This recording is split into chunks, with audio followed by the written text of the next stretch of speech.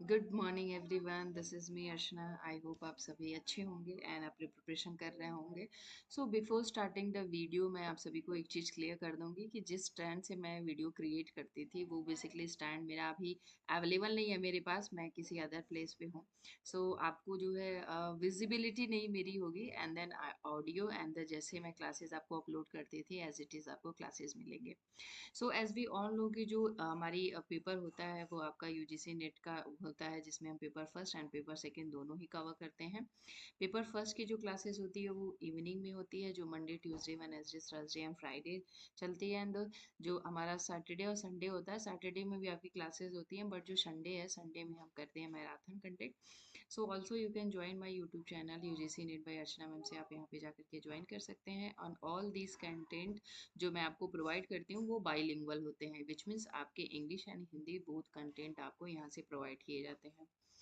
जो paper second होता है उसकी क्लास मैं मॉर्निंग में लेती हूँ, जो 11:30 AM होती है। ये भी आपकी Monday Tuesday Wednesday Thursday Friday होती है, फ्राइडे सैटरडे होती है एंड संडे को हम मैराथन करते हैं, जो आज हम कवर करेंगे। सो मैराथन बेसिकली हमारी जो होती है वो पीवाईक्यूज बेस्ड थियरीज होती है, यानी जितने भी आपके पीवाईक्यूज हैं उनसे रिलेटेड मैं बहुत ही डिटेल में थियरीज आपके लिए क्रिएट करती हूँ, सो दैट आप उससे अपनी कॉन्सेप्चुअल अंडरस्टैंडिंग को बिल्ड कर पाएँ। ये भी क्लास जो हमारी होती है पेपर सेकंड की, ये भी आपकी बाईलिंगुअल ही जाती है, विच मीन्स इसमें भी आपको content English and Hindi both language में देखने के लिए मिलेंगे। समटाइम्स इंग्लिश के कंटेंट इसमें ज़्यादा होते हैं, बट मैं एक्सप्लेन आपको हिंदी में ही करती हूँ। यदि आप इस प्लेटफॉर्म पे नए हैं इस चैनल पे, तो उसे subscribe like share and comment also. जिस भी आप टॉपिक में आपको कंफ्यूजन है तो आप कमेंट कर सकते हैं, मैं उन सभी जो भी आपके कमेंट्स होते हैं एक एक कमेंट मैं बहुत अच्छे से उसे पढ़ती हूँ एंड देन रिप्लाई करने का प्रयास करती हूँ। सो इसमें जो हमने क्वेश्चंस किए थे यस्टरडे में, जो हमारी मैराथन क्लासेस चली थी, उसमें 25 नंबर क्वेश्चन तक हमने कवर किया था, जो था आपका जेल्डॉल विधि का उपयोग करके प्रोटीन का आकलन करना। मैं आपको एक बार यहाँ से ड्रॉ करके दिखा दे रही हूँ कि जो जेल्डॉल विधि है, यानी जो जेल्डॉल मेथड है, उसका उपयोग हम कैसे करते हैं प्रोटीन पे। मैं ये क्वेश्चन इसलिए आपको दोबारा दिखा रही हूँ क्योंकि ये जो जेल्डॉल विधि है, यस्टरडे में भी मैंने आपको एक चीज़ क्लियर की थी कि ये प्रोटीन पे टेस्ट करने वाला एक मेथड है। इसके भी जितने भी मेथड हैं उसको मैंने ऑलरेडी इससे पहले जो बिफोर मैंने सेशंस लिए थे उसमें मैंने आपको क्लियर कराया है कि कौन कौन से ऐसे प्रोटीन के जो टेस्ट हैं वो किए जाते हैं, स्पेशली प्रोटीन पे, स्पेशली कार्बोहाइड्रेट पे एंड स्पेशली फैट पे किए जाते हैं।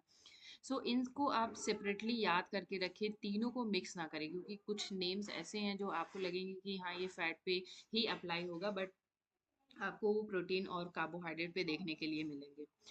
इस क्वेश्चन को मैं इसलिए हाईलाइट कर रही हूँ क्योंकि ये क्वेश्चन 25 नंबर यहाँ पे भी पूछा है एज प्रोटीन के जितने टेस्ट हैं जो जेल्डॉल विधि है, और इसी से सेम रिलेटेड क्वेश्चंस आपको नीचे भी और अदर जो आंसर हैं इसमें देखने के लिए आपको मिलेंगे। So I hope everything fine and we are ready to good to go. Question number 26 से हम स्टार्ट करेंगे। निम्नलिखित में से कौन सी विधि तीव्र गति से विलग करने के साथ उच्च स्तर की विश्लेषणात्मक चयनात्मकता प्रदान करती है? Which of the following method offer a high degree, यहाँ पे पूछा high degree of analytical selectivity and addition to great speeds of separation. अब यहाँ पे बात कर रही है सेपरेशन का, यानी कौन सी ऐसी विधि है जो high degree analytical selectivity in addition to great speed और सेपरेशंस। ऑप्शन गिवन है आपके स्पेक्ट्रोफोटोमेट्री, पेपर क्रोमोफेक्ट्रो क्रोमोटोग्राफी एंड आपका जो थर्ड ऑप्शन गिवन है वो गिवन है टाइट्रो आपकी टाइट्रीमेट्री एंड द फोर आपका है HPLC, यानी हाई प्रेशर लिक्विड क्रोमोटोग्राफी। इसमें जो आपका ऑप्शन करेक्ट हो जाएगा वो ऑप्शन आपका करेक्ट हो जाएगा, that is the 4 number option. अब इसमें जितने भी आपके क्वेश्चंस हैं, आपके जो टर्म्स हैं, इसमें स्पेक्ट्रोफोटोमेट्री क्या होती है, पेपर क्रोमोटोग्राफी क्या होती है, टाइट्रीमेट्री क्या होती है and also high pressure liquid chromatography क्या होती है, इनको हम डिटेल में कवर करेंगे यहाँ से। मैंने एक एक ऑप्शन को बहुत ही डिटेल में मेंशन किया हुआ है। मे बी आपको इस तरीके के टर्म्स एग्जामिनेशन में देखने के लिए मिलेंगे। आप अपने कॉन्सेप्ट क्लियर करे किए रहेंगे तो आप उन्हें जो है मैच कर सकते हैं, या फिर उससे रिलेटेड जितने भी ऑप्शंस उसमें गिवन होंगे उसमें जो मोस्ट अप्रोप्रिएट आंसर है उसको चूज कर सकते हैं। Whenever we are talking about spectrophotometry, तो ये एक मेथड है। किस चीज का मेथड है ये? Measure low much of chemical substance observe high light in measuring the intensity of light as a beam of light passes through a simple solutions. These basic principles in this each components observe or tanism high level over a certain volume length range, यानी wavelength length यहाँ पे देखी जाती है। Spectrophotometry एक विधि है, यानी एक मेथड है जिसके द्वारा यह मापा जाता है कि कोई रासायनिक पदार्थ प्रकाश की कितनी मात्रा को ऑब्जर्व कर सकता है। इसमें जो की पॉइंट याद रखने वाले ये है कि जो स्पेक्ट्रोफोटोमेट्री है वो एक मेथड है, एक तरीका है जिसके द्वारा मेजर किया जाता है। क्या मेजर किया जाता है? प्रकाश की तीव्रता को, कि कितना वो प्रकाश को ऑब्जर्व कर पा रही है, तो यानी प्रकाश की कितनी मात्रा को ऑब्जर्व कर रही है वो होता है हमारा स्पेक्ट्रोफोटोमेट्री, यानी प्रकाश की तीव्रता को अवशोषित करना।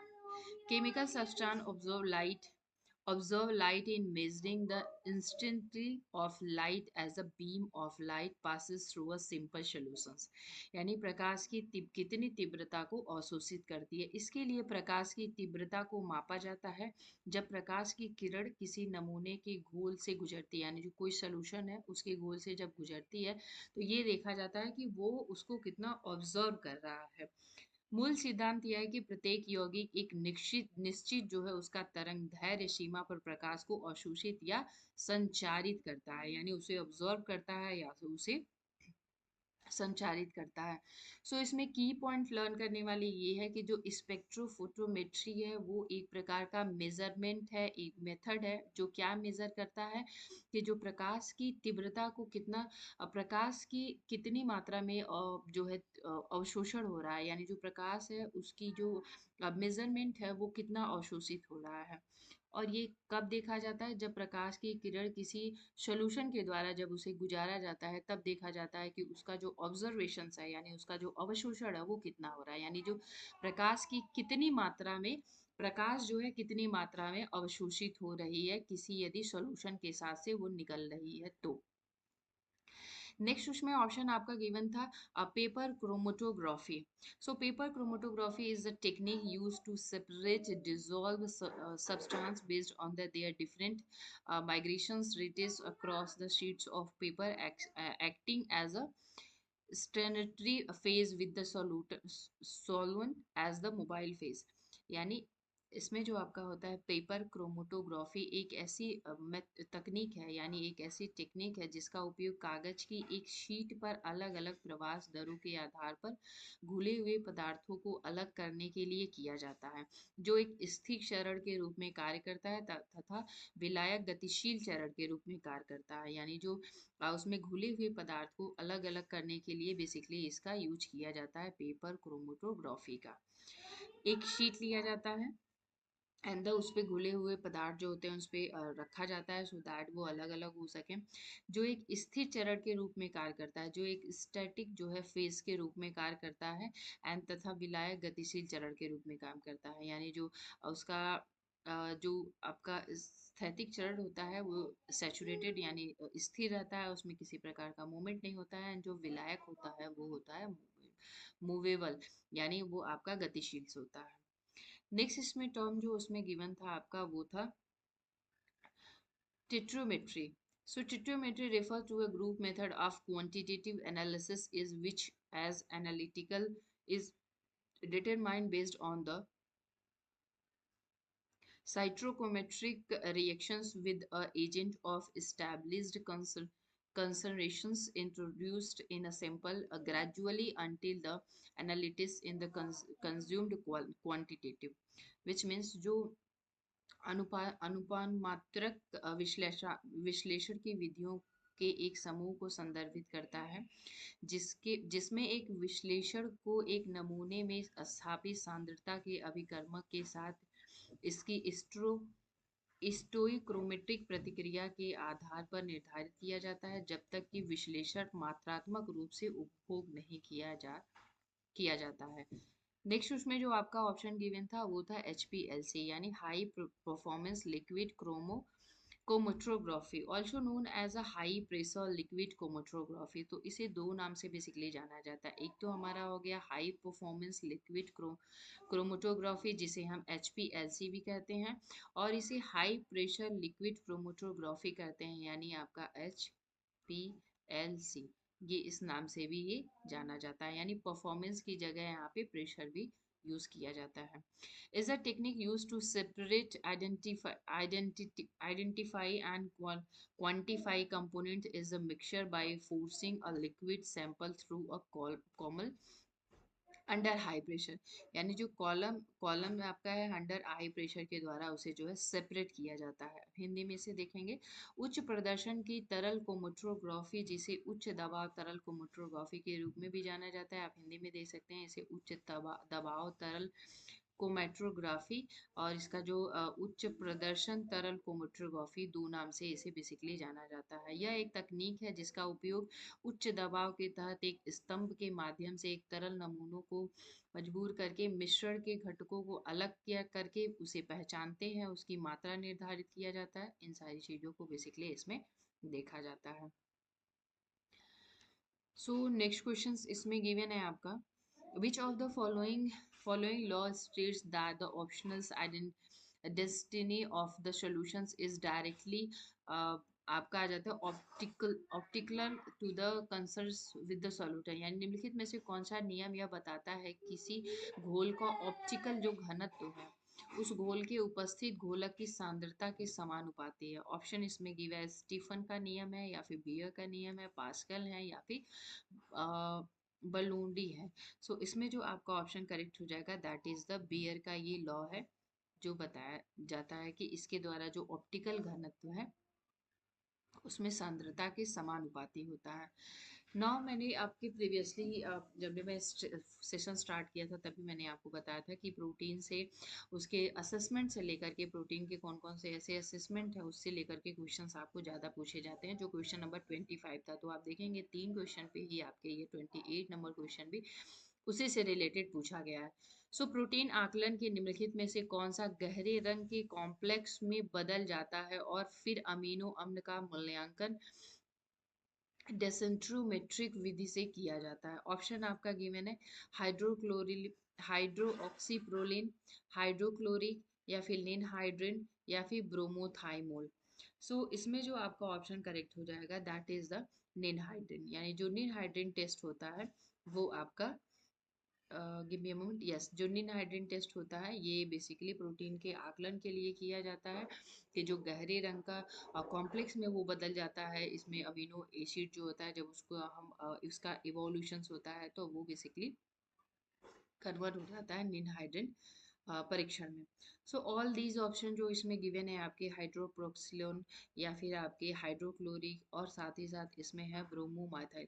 निनहाइड्रिन का डिस्कशन मैं इसलिए नहीं करूँगी क्योंकि मैंने ये ऑलरेडी पढ़ा दिया है, तो इससे जो प्रीवियसली सेशन है वहाँ से जा करके आप इसे देख सकते हैं। सो ब्रोमोथाइमोल को मैं यहाँ पे जो इसमें 3 ऑप्शन टोटल है उनको हम यहाँ पे कवर करेंगे।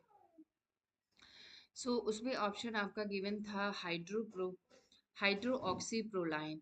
ये एक संशोधित अमीनो एसिड है, यानी एक मोडिफाई अमीनो एसिड है। तो ये भी आपके क्वेश्चंस में आ सकता है कि जो हाइड्रोक्सीप्रोलाइन है ये अमीनो एसिड है या फिर मोडिफाई अमीनो एसिड है। So that is the modify amino acid. क्या मोडिफाई अमीनो एसिड? जो OHP यानी हाइड्रोक्सीप्रोलाइन है वो एक मोडिफाई अमीनो एसिड है।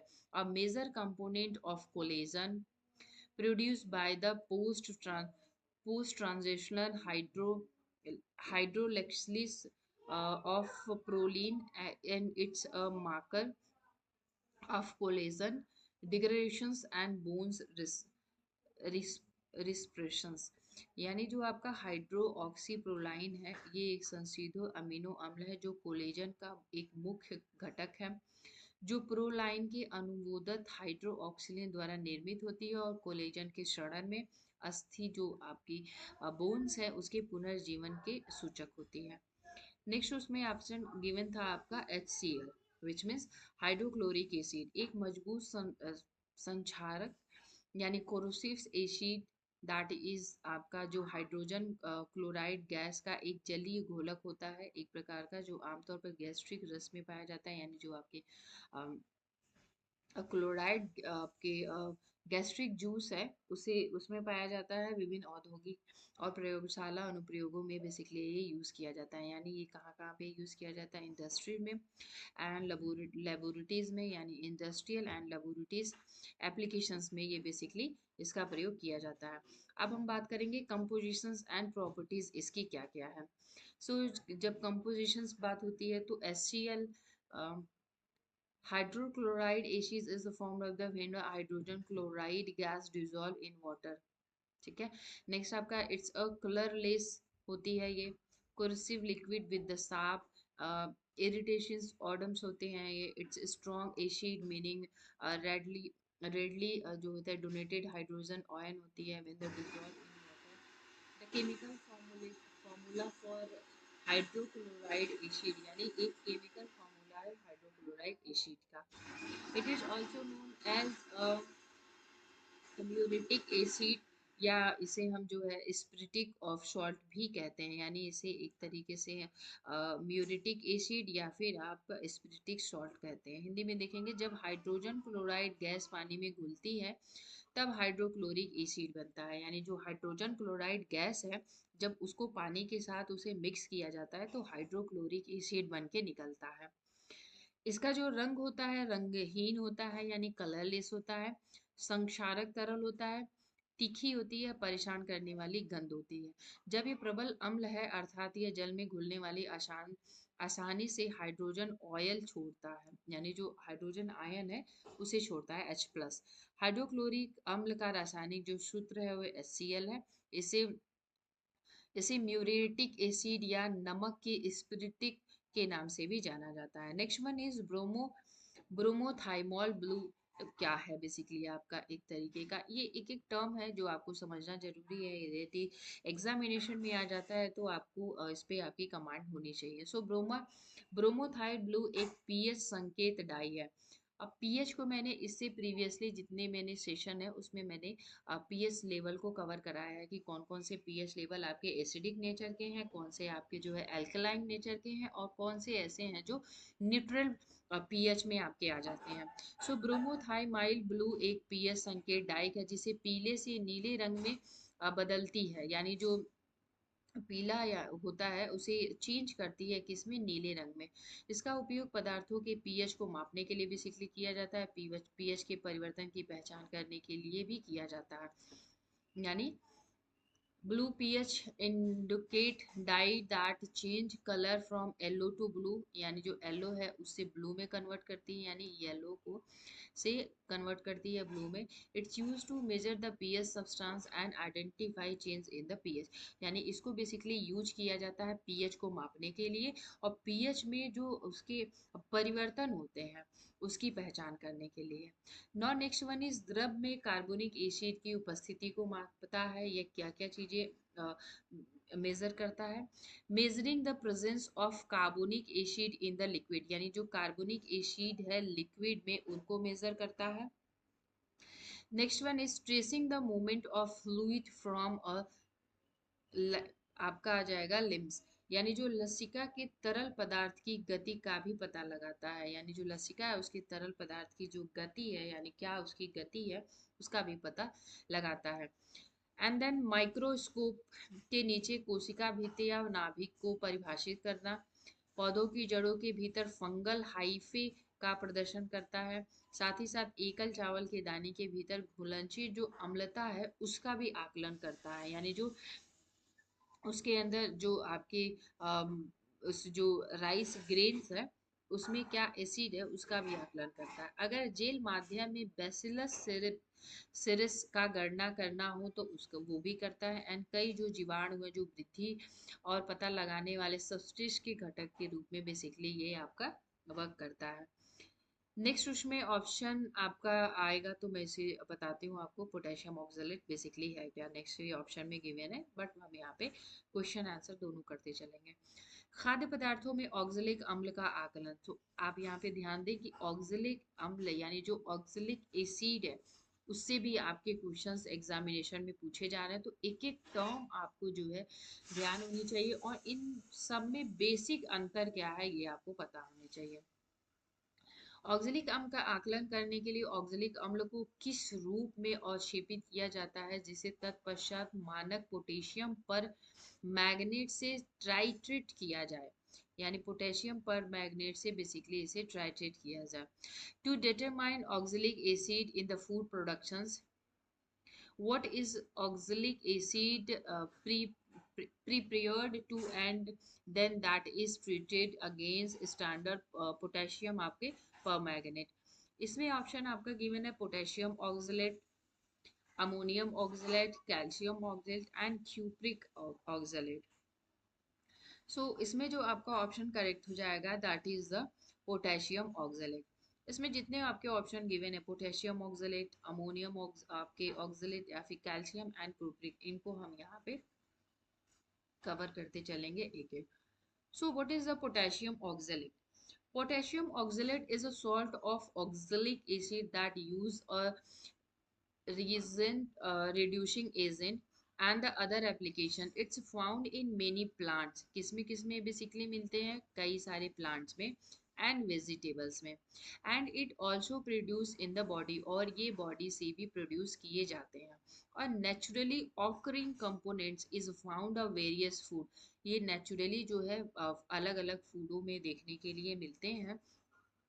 While it's generally harmless, expensive intake can contribute to kidney stone formations in some individuals. यानी ये कभी कभी हार्मलेस भी होते हैं, और किडनी स्टोन के फॉर्मेशंस में भी ये जो है इसका इनका कंट्रीब्यूशंस होता है। पोटेशियम ऑक्जेलेट जो है ऑक्जेलिक एसिड का एक जो है लवण है, जिसका उपयोग अभिकर्मक अपचायक और अन्य अनुप्रयोगों में किया जाता है। यह कई पौधे एवं सब्जियों में आपको मिलते हैं, स्पेशली आपका जो है ये जो शलगम है उसमें देखने के लिए मिलता है।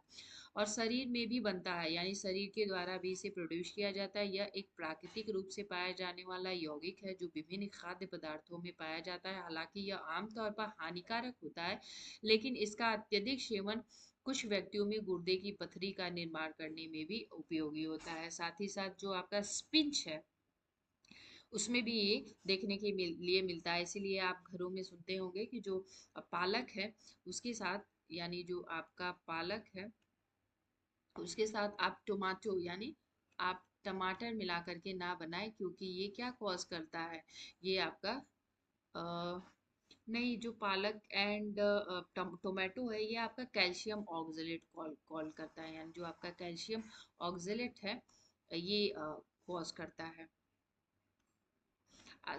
नीचे ये ऑप्शन मैंने और यहाँ पे मेंशन किए हुए हैं कैल्शियम ऑक्जेलेट को भी, तो उससे आप समझिएगा जब भी आप घरों में सुनते होंगे कि पालक और टमाटर को एक साथ मिल करके आप नहीं बनाए, क्यों? क्योंकि वो कैल्शियम ऑक्जेलेट करता है, और वो जो होता है वो किडनी के जो स्टोन्स हैं यानी जो गुर्दे की पथरी है उसके निर्माण करने में भी योगदान देता है।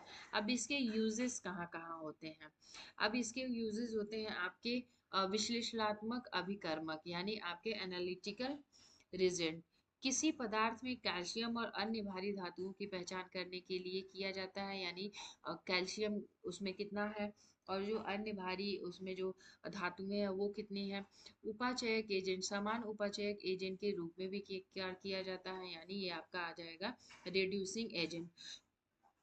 रिड्यूसिंग एजेंट, चिलिटिंग एजेंट, यानी पहले तो ये एक वर्ड आप समझ लें कि चिलिटिंग होता एजेंट्स होते क्या हैं। वो एजेंट जो खाद्य पदार्थ को ठंडा रखने का काम करे, यानी दवा उद्योग में भी इसका काम आता है। यानी यूज टू फार्माटिकल इंडस्ट्री, यानी जो फार्माटिकल इंडस्ट्री है उसमें भी इसका यूज किया जाता है। किसका इसमें बेसिकली यूज किया जाता है?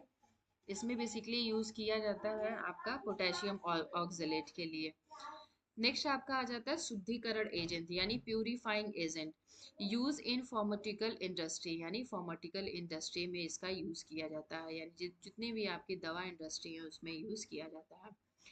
नेक्स्ट वन इज अवशेपण एजेंट, यानी दुर्लभ पृथ्वी धातु प्रसंस्करण में भी इसका उपयोग किया जाता है। पसीने यानी जो आपकी स्वीटिंग है, ग्राइंडिंग एजेंट में भी इसका प्रयोग किया जाता है। सो इसमें जो है इसके लिए यूज़ किया जाता है, आपके किसी भी प्रकार का जंग हटाने के लिए भी यूज़ किया जाता है, विच मीन्स रस्ट रिमूवर के लिए, कोई रस्ट है उसके रिमूवर के लिए, एंड ब्लीचिंग एजेंट के रूप में भी आपने पढ़ा होगा, use as a bleaching agent of textile wool and industry, यानी जो वुड है उसके लिए, जो टेक्सटाइल इंडस्ट्री है उसमें आपके एज ए ब्लीचिंग के रूप में यूज़ किया जाता है, सो दैट जो भी वुड है और जो टेक्सटाइल चीज़ें हैं उन्हें आसानी से साफ किया जा सके, एंड उन्हें जो है उनके जो उनके प्राइमरी नेचर है, प्राइमरी उनका जो कलर है उसमें लाया जा सके।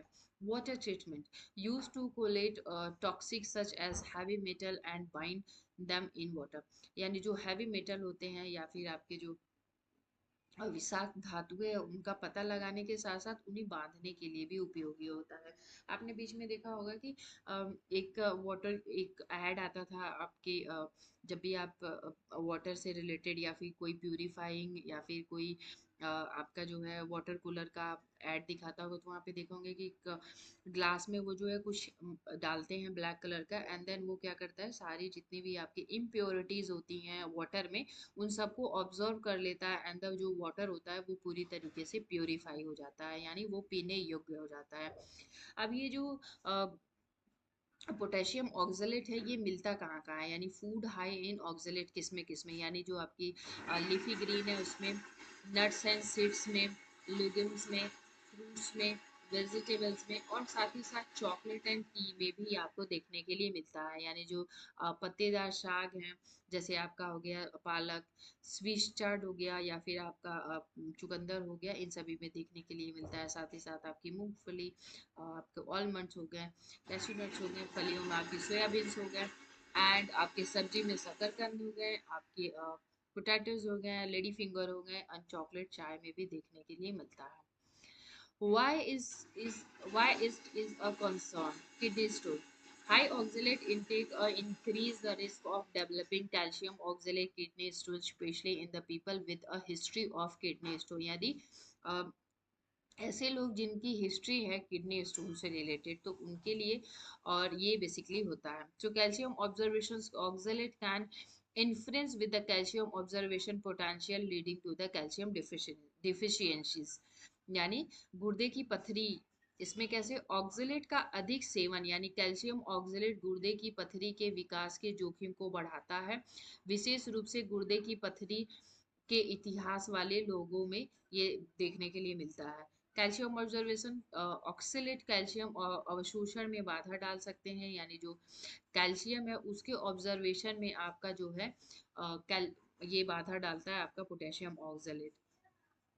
सो यदि ऐसा होता है तो जो कैल्शियम की कमी होने से कैल्शियम से संबंधित जो है आपके डिफिशियंसीज देखने के लिए मिलते हैं। Now next one is ammonium oxalate. So ammonium oxalate oxalic acid का एक जो है आपका लवण है, कुछ पौधों और सब्जियों में स्वाभाविक रूप से ये मौजूद होता है।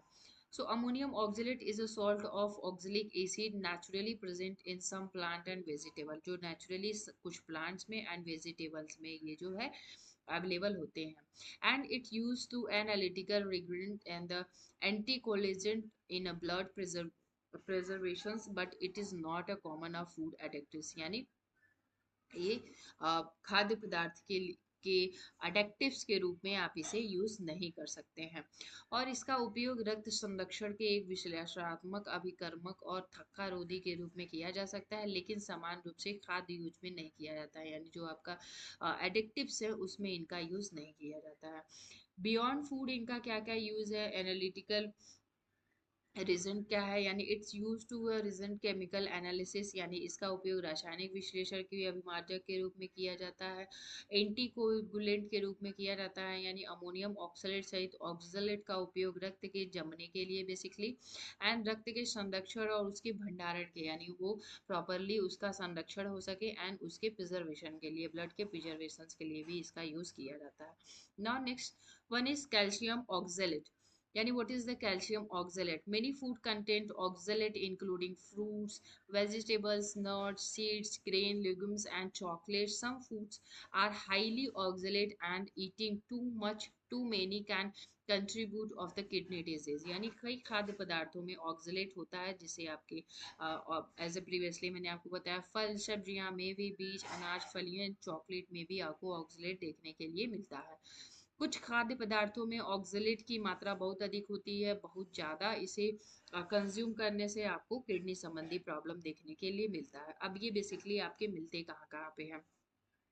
नट्स एंड सीड्स में मिलते हैं, आपके आलमंड्स हो गए, कैस्यूज हो गए, पीनट्स हो गए या फिर पिकैन्स हो गए, सीसम्स हो गए, सीड्स हो गए, या फिर आपके वेजिटेबल्स आपके स्पिंच हो गए, as I previously mention beetroot हो गए, ये सारे आपके देखने के लिए मिलता है। ग्रीन्स में आपके व्हीट हो गए या फिर आपके लेग्यूम्स हो गए, अदर फूड आपके जैसे चॉकलेट स्वीट पोटैटोज, इन सारे जो चिप्स वगैरह इन सब में भी आपको ऑक्सलेट देखने के लिए मिलता है। टिप्स टू रिड्यूस ऑक्सलेट, क्या इसके टिप्स होने चाहिए और रिड्यूस करने के लिए? सो ऑक्सलेट युक्त खाद्य पदार्थों को जो है आप कम खाएं, eat less oxalate rich food, यानी जितने भी लगे कि इन फूड में जो है ऑक्सलेट अधिक मात्रा में उन्हें कम खाएं। Eat calcium rich food like milk yogurt and some cheese with the oxalate rich foods, यानी जो आपके ऑक्सलेट रिच फूड हैं, ऑक्सलेट युक्त खाद्य पदार्थ के साथ कैल्शियम युक्त खाद्य पदार्थ का भी सेवन करें, जैसे आपका दूध हो गया, दही कुछ एंड द आपका paneer. Eat enough calcium in your diet to help decrease the amount of oxalate your body absorb from food, यानी अपने आहार में पर्याप्त कैल्शियम खाएं, यानी कैल्शियम की मात्रा अधिक लें सो दैट जो आपके ऑक्सलेशंस हैं, ऑक्सलेट की मात्रा जो है वहाँ पे कम हो जाए।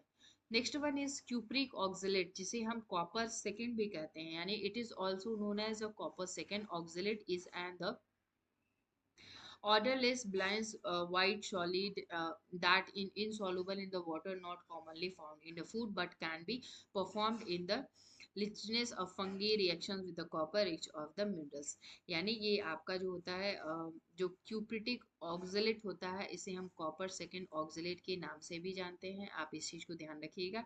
एंड ये बेसिकली आपका गंधहीन होता है, नीला सफेद ठोस पदार्थ होता है जो पानी में अघुलनशील होता है और आमतौर पर भोजन में नहीं पाया जाता है, यानी बेसिकली ये भोजन में नहीं होता। इससे प्रीवियसली आपने देखा है कि जितने भी ऑक्सलेट है बेसिकली मिलते हैं आपके फूड एंड वेजिटेबल्स में, बट ये जो आपका है क्यूपरिक ऑक्सलेट ये नहीं मिलता है, लेकिन लाइकेन और कवक द्वारा कॉपर युक्त चट्टानों और खनिजों के साथ प्रतिक्रिया करके इसका निर्माण किया जा सकता है।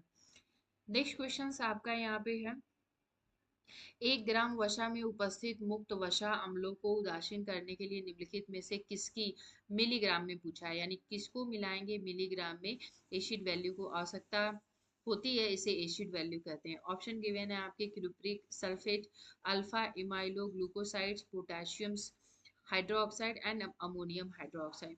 सो इसमें जो आपका ऑप्शन करेक्ट हो जाएगा that is the alpha amylo glucosidase, यानी अल्फा अमाइलो ग्लूकोसाइडेड ऑप्शन आपका that will be the correct option in 30 number question का आपका।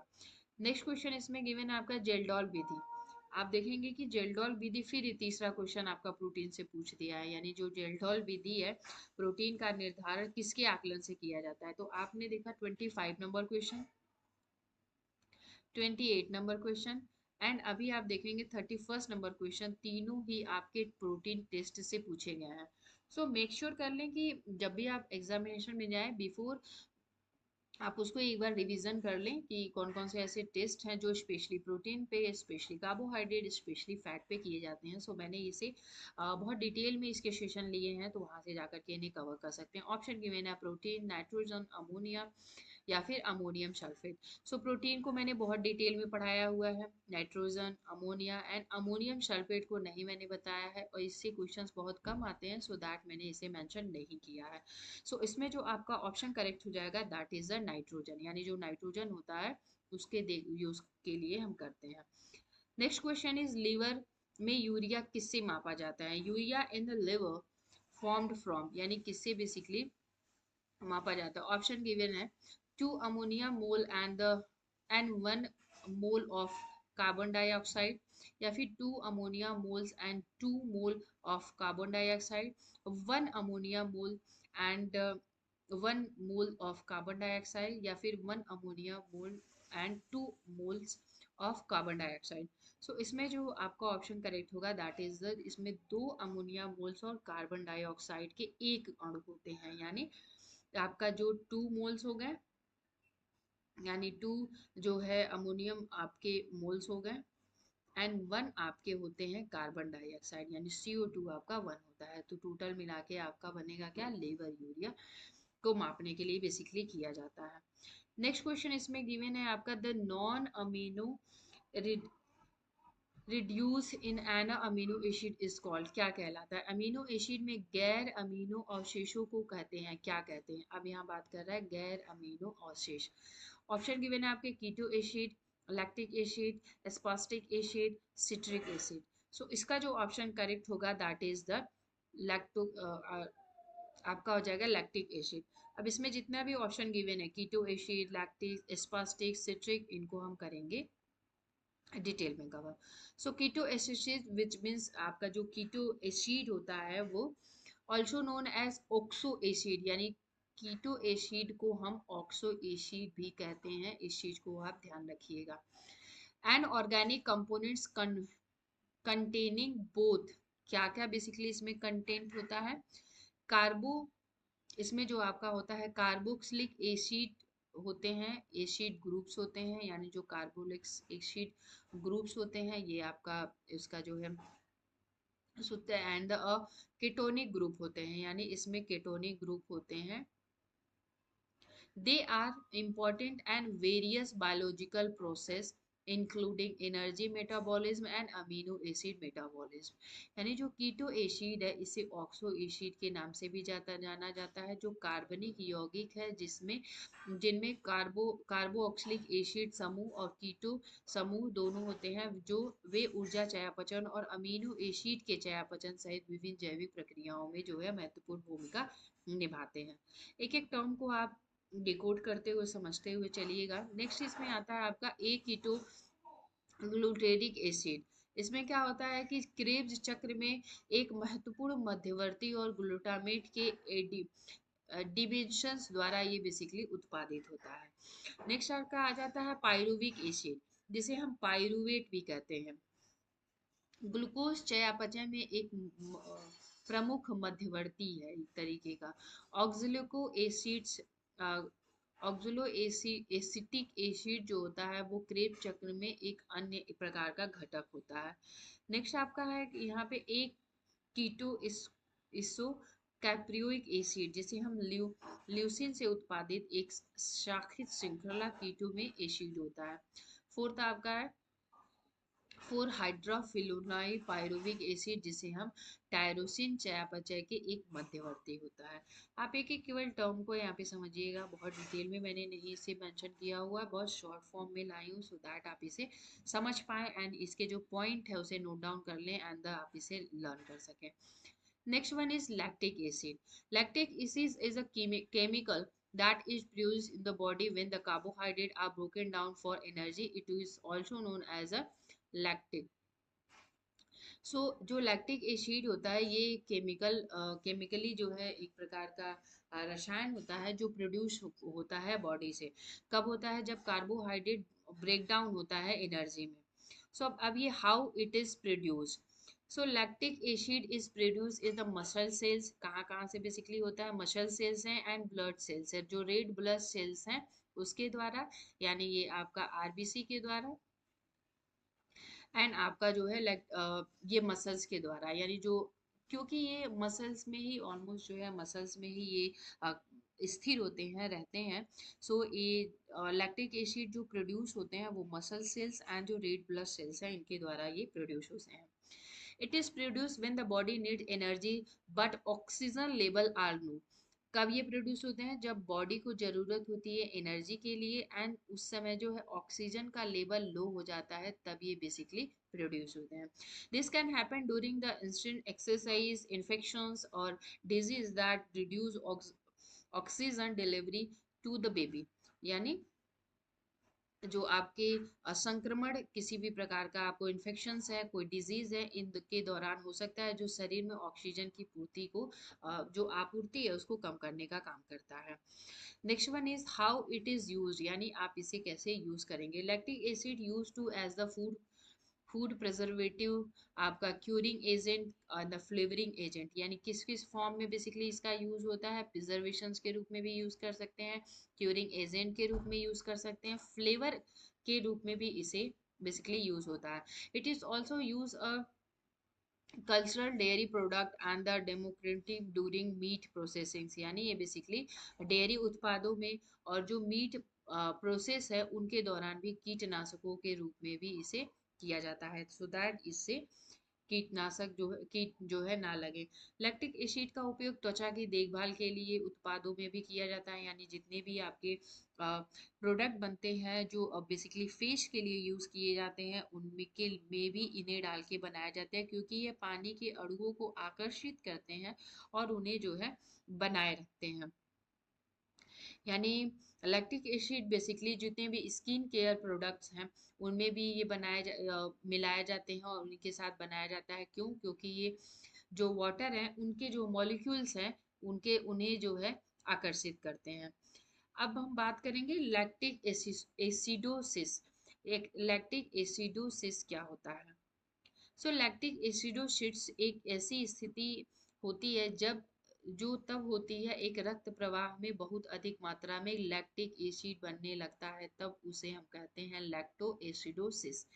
यानी जब जो लैक्टिक एसिड है वो जब रक्त प्रवाह में, यानी जो ऐसी वो सिचुएशंस है जब रक्त प्रवाह में अधिक मात्रा में लैक्टिक एसिड बनने लगता है, यानी जो ब्लड का प्रेशर है, यानी जो ब्लड है उसमें अधिक मात्रा में लैक्टिक एसिड जो है बनने लगता है। लक्षणों में मांसपेशियों में बेसिकली जो है जलन होने लगता है, ऐंठन, मतली, कमजोरी, थकावट यानी फटिगनेस होना। यानी इसके जो सिम्टम्स हैं वो क्या है? Burning muscles, cramps, nausea, weakness होना, या फिर किसी भी प्रकार का आपको जो है थकावट यानी फटीगनेस महसूस होना।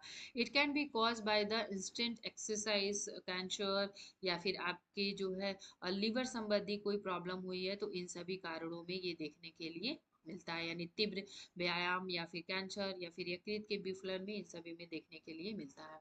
Next one is aspartic acid. What is aspartic acid? Aspartic acid is an amino acid that the body produce naturally. So आप यहाँ पे ध्यान रखेंगे कि जो एस्पार्टिक एसिड है आपका, वो एक प्रकार का अमीनो एसिड है जो बॉडी के द्वारा प्रोड्यूस किया जाता है naturally, and that is also found in the food and foods में भी मिलता है। It is involved in many functions in the body including energy productions, hormone product आपके प्रोडक्शंस में, नर्वस सिस्टम के फंक्शंस में, ये बेसिकली आपके नर्वस सिस्टम के फंक्शंस में, एनर्जी प्रोड्यूस करने में, हार्मोन्स के प्रोड्यूसंस में, इन सभी में जो है एस्पार्टिक एसिड की भूमिका होती है। What is aspartic acid? क्या है ये? Basically aspartic acid is also known as amino succinic acid के नाम से भी इसे जाना जाता है। तो यदि अमीनो सक्सिनेट एसिड पूछ दे तो आप ये समझिएगा कि it's asking to aspartic acid. So it is non-essentials amino acid meaning the body can produce it's not a own। यानी जो एक प्रकार का गैर आवश्यक अमीनो एसिड है जिसका अर्थ है कि शरीर में इसे अपने आप बन सकता है। यानी एक ऐसा essential non essential amino acid है जो बॉडी के द्वारा बनाया जाता है।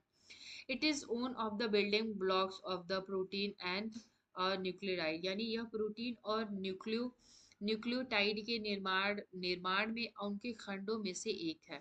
यह कृत्रिम स्वीटनर स्पास्टम का भी एक घटक है। यानी इसे हम जो है आर्टिफिशियल स्वीटनर के रूप में भी यूज कर सकते हैं। व्हाट आर द सोर्सेज, यानी स्पास्टिक जो है उसका सोर्स क्या क्या है। प्लांट सोर्स, यानी बेसिकली आपको प्लांट सोर्स से मिलेगा, इंक्लूडेड आपके आवाकाडोज हो गए और आपके शतावरी हो गए, साथ ही साथ आपके जो है गुड़ हो गए, इन सभी में देखने के लिए मिलता है। एनिमल सोर्सेज में आपके हो जाएंगे जंगली खेल हो गए, शीप हो गए, सॉसेज हो गए, या फिर आपके जो मीट्स हो गए, सॉसेज मीट हो गए, इनमें देखने के लिए मिलता है। नेक्स्ट आपका साथ में आ जाते हैं बीफ, पोल्ट्री से जो भी चीजें आती हैं, डेयरी प्रोडक्ट्स हो गए, सीड्स हो गए, इन सभी चीजों में देखने के लिए आपको स्पार्सिक मिलता है। What are some of the, इसके बेसिकली जो स्पार्सिक है इसके फंक्शंस क्या क्या है।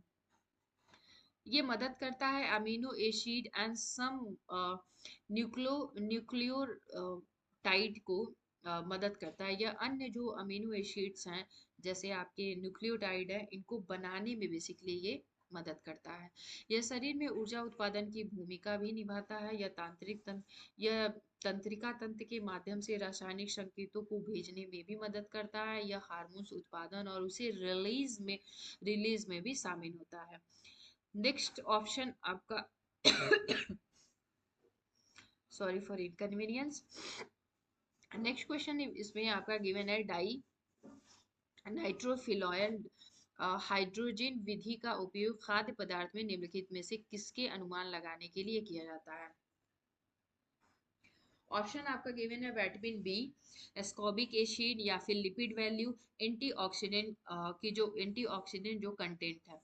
सो विटामिन बी जो है इसके भी जितने भी कॉम्प्लेक्स हैं उनको मैंने डिटेल में कवर कराया है, सो जा करके आपसे वहाँ से इसको जो है कवर कर सकते हैं। Vitamin B 1 thiamine, vitamin B 2 riboflavin, इन सभी को जितने भी विटामिन बी 1 आपके आते हैं, यानी जो वाटर सॉल्युबल विटामिन है उसको मैंने कवर कराया है, साथ ही साथ एज वेल एज जो आपके फैट सॉल्युबल विटामिन है उनको भी मैंने कवर कराया है। माइक्रो माइक्रो जो न्यूट्रिशंस है, आपके जो मिनरल्स आते हैं, इन्हें भी मैंने डिटेल में कवर कराया है, सो दैट आप इन वीडियोस को आप जो है इन टॉपिक को वहाँ से जाकर के कवर कर सकते हैं। ऑल्सो मैंने स्कॉबिक एसिड को भी डिटेल में कवर कराया है। एंटीऑक्सीडेंट क्या होते हैं इसे आपको बताना है, यानी एंटीऑक्सीडेंट से मैं सेशन प्लान कर रही हूँ उसमें मैं आपको बता दूंगी। Now we are talking about lipid value क्या होती है। सो सॉरी मैं इसमें आपको आंसर बता दे रही हूँ, तो इसमें जो आपका आंसर करेक्ट हो जाएगा वो हो जाएगा विटामिन बी, यानी जो विटामिन बी होता है इसके लिए बेसिकली इसका अनुमान लगाने के लिए किया जाता है। अब हम बात करेंगे लिपिड वैल्यू क्या है। लिपिड पैनल नामक एक रक्त परीक्षण, यानी lipid value measured in a blood test called as a lipid panel, यानी ये एक प्रकार का मेजरमेंट होता है जो क्या मेजर करता है, blood test called lipid panel. Assess your risk of heart disease and stroke by examine cholesterol and the triglyceride level here and the breakdown of what to look for। यानी ये जो आपका लिपिड्स होता है ये major करता है जो ब्लड है, ब्लड में आपकी लिपिड की मात्रा कितनी है, यानी जो लिपिड वैल्यू है वो एक प्रकार का मेजरमेंट है जो ये चेक करता है कि ब्लड में लिपिड की मात्रा कितनी है। एसेस करता है किसके लिए, हार्ट डिजीज के लिए, यानी जो आपके कार्डियोवास्कुलर डिजीज है जिन्हें हम सीवीडी कहते हैं उसके लिए उसे एसेस करता है।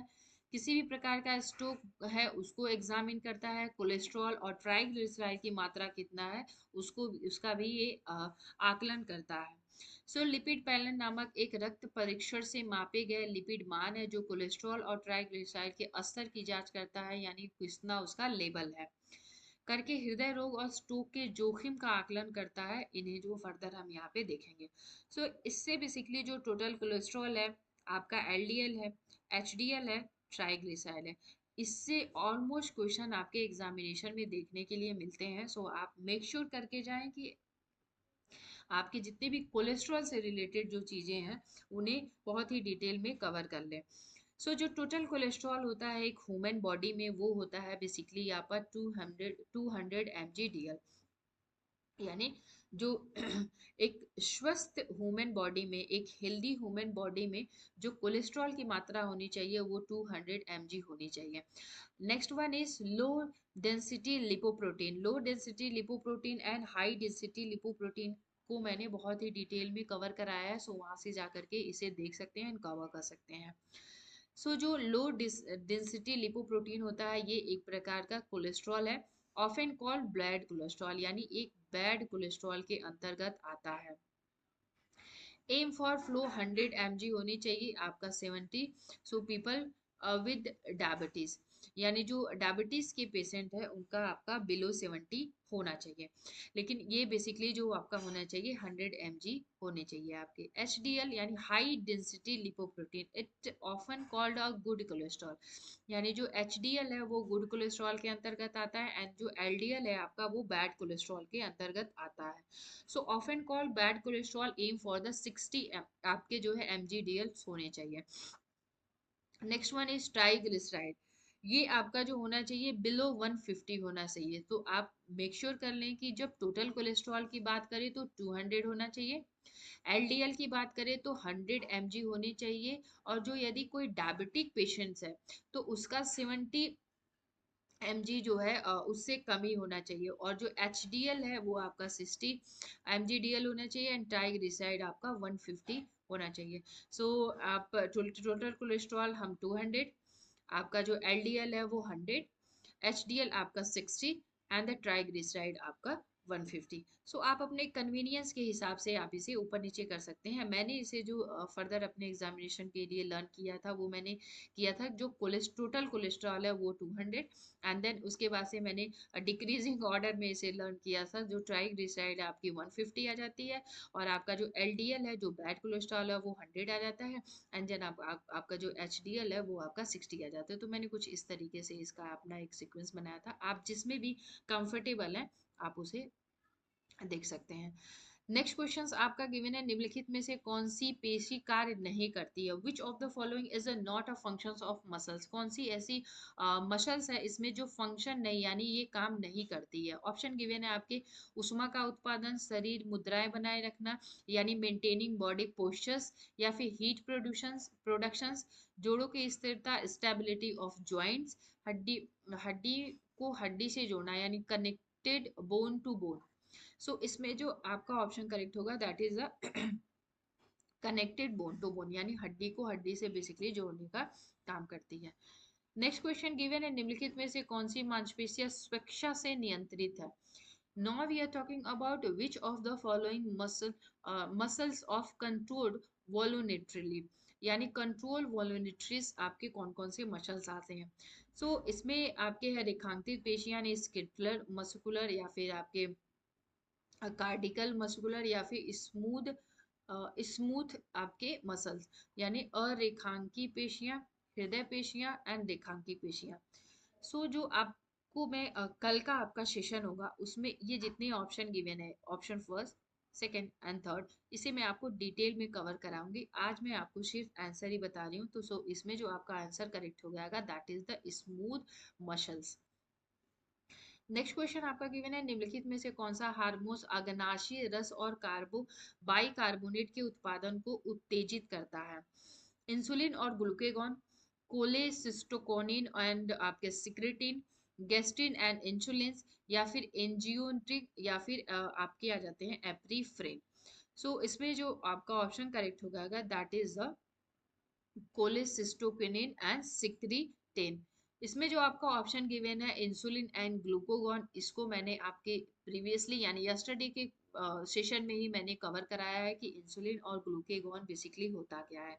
सो मैं एक बहुत छोटी फॉर्म में आपको बता रही हूँ, इंसुलिन एंड ग्लूकेगॉन जो होता है वो अग्नाशय के से ही दोनों ये जो हार्मोन्स है वो प्रोड्यूस होते हैं, लेकिन जो ग्लूकेगॉन होता है वो ब्लड में ग्लूकोज की मात्रा को हाई करता है, या आई रिपीट अगेन, ब्लड में ग्लूकोज की मात्रा को हाई करता है, और जो इंसुलिन है वो ब्लड में जो ग्लूकोज की मात्रा है उसको मेंटेन करता है, एंड देन उसे डिक्रीज करने का भी काम करता है। सो दोनों एक ही जगह से निकलते हैं, यानी दोनों पेनक्रियाज से ही प्रोड्यूस होते हैं, लेकिन दोनों का जो वर्क है वो अलग अलग है। एक जो है ब्लड में ग्लूकोज की मात्रा को हाई करता है जो ग्लूकेगॉन है, एंड इंसुलिन उसे मेंटेन करता है, यानी जो ग्लूकोज का लेवल है उसे मेंटेन करता है, एंड देन उसे साथ ही साथ डिक्रीज भी करता है। जो ग्लूकेगॉन है ये अग्नाशय की अल्फा ए सेल से निकलता है, यानी जो ए सेल्स है उनके द्वारा ये प्रोड्यूस किया जाता है, यानी ए अल्फा ए सेल्स के द्वारा जो है निकाल प्रोड्यूस होता है। इसमें जो आपका ऑप्शन गिवन है गैस्ट्रिन, इंसुलिन मैंने कवर करा दिया है। कोलिक आपके जो है कोलेसिस्टोकाइनिन एंड सिक्रेटिन, ये मैं आपको जो आपके अपकमिंग सेशन है यानी टुमारो मैं इसको कवर करा दूंगी, एंड गैस्ट्रिन। एंड साथ ही साथ आपके जो है एंजियोटिन एंड एप्रीफिन जो है, इसे भी मैं आपके कल की क्लास में इसे डिटेल में कवर करा दूंगी। नेक्स्ट क्वेश्चन इज निम्नलिखित में से शरीर में तापमान को किसके द्वारा नियंत्रित किया जाता है? Which of the following regulate a body temperature, यानी इनमें से किसके द्वारा बॉडी टेम्परेचर को मेंटेन यानी रेगुलेट किया जाता है? ऑप्शन गिवन है आपके स्पाइनल कॉर्ड, हाइपोथैलेमस, थायराइड ग्रंथियां यानी थायराइड ग्लैंड्स, या फिर आपके स्किन। सो जो ऑप्शन आपका करेक्ट हो जाएगा वो हो जाएगा आपका स्किन। इसमें जो स्पाइनल कॉर्ड्स है इसको टुमारो की क्लास में मैं डिटेल में बताऊंगी। हाइपोथैलेमस एक जो मस्तिष्क है उसका पार्ट होता है हाइपोथैलेमस।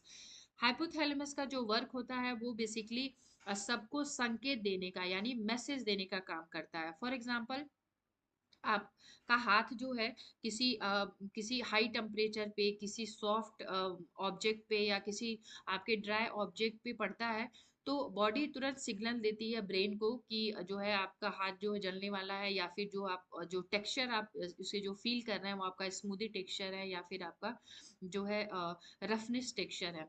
सो जो हाइपोथैलेमस है वो बेसिकली मैसेज का काम करता है for all the body part, यानी जितने भी आपके हैंड मूवमेंट हो रहे हैं या फिर आपके जो भी आप जो भी वर्क कर रहे हैं ड्यूरिंग द वर्क, आप जितने भी मैसेज जो आप अपने हाथों के द्वारा या फिर इन सारी चीज़ों के द्वारा जो प्रक्रियाएं आप करते हैं, ये हाइपोथैलेमस के द्वारा ही कंट्रोल की जाती है, यानी जो ये ब्रेन का ही एक पार्ट होता है हाइपोथैलेमस। इसको मैं और डिटेल में आपको कवर करा दूंगी। एंड जो थायराइड ग्लैंड है इसको मैंने यस्टरडे के क्लास में कवर कराया है, सो आप वहां से जाकर के इसे कवर कर सकते हैं। सो इसमें जो आपका ऑप्शन करेक्ट हो जाएगा that is the skin. Next question is diuresis का अर्थ है, meaning of diuresis. Option given है आपके सामान्य स्तर से अधिक जो है यूरिन का जो है एसएस मात्रा में जो है यूरिन का जो है प्रोडक्शंस होना, यानी productions of urine in excess of normal level, यानी जो नॉर्मल लेवल है उससे ज्यादा मात्रा में यूरिन का बाहर आना, या फिर आपका रिडक्शंस ऑफ यूरिन प्रोडक्शंस, यानी जो है उसकी कमी होना, जो यूरिन है उसमें कमी होना, या फिर रक्त में यूरिया स्तर में वृद्धि होना है यानी increase in urea level in a blood, या फिर decrease in urea level in the blood, या डिक्रीज हो जाता है या आपके जो है इंक्रीज हो जाता है।